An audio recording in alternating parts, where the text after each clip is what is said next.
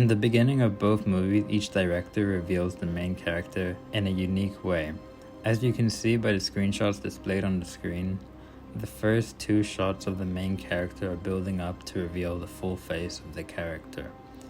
The directors of both films managed to capture these scenes with a lot of emotion as they build up for a reveal. In the two scenes below, the directors both filled the frame with the main character's significant other.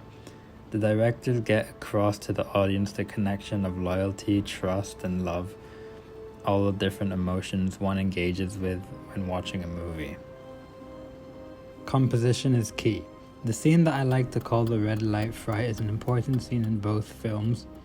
The way that the director managed to frame the actors was ideal, especially when the red light came on and shone and lit up on the screen.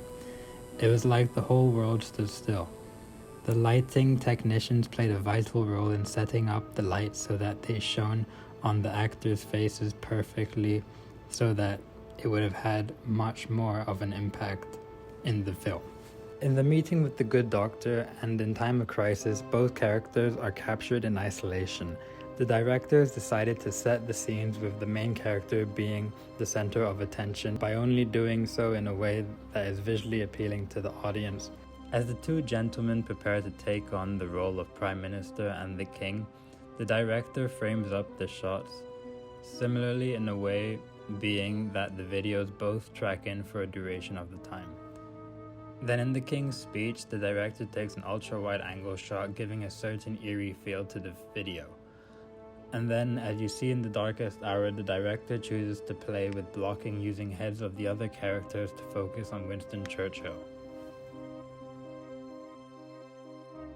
The long follow track shot in this corridor scene is essentially a build-up to a much bigger scene. Throughout the journey in between the corridor, The Darkest Hour composition is eye-catching and visually appealing, due to the fact the light beams are coming through the window and the King is posed at the end waiting for him. As the King nervously makes his way down the corridor in the King's speech, the director also chose to pick up on the expression of the few employees. In both end shots, you see that the directors both like symmetry as it is visually appealing to the viewer's eye. The way that the camera slides across in The Darkest Hour is a cinematic, well-worked shot. The way that the director reveals what's wrong with Winston with the pull focus effect is ingenious. However, in the King's speech, you can see that the director is trying to portray an unstable environment, whereas the King is nervous about what he's about to hear in the recording. And in both scenes, you see the characters' partners framed similarly.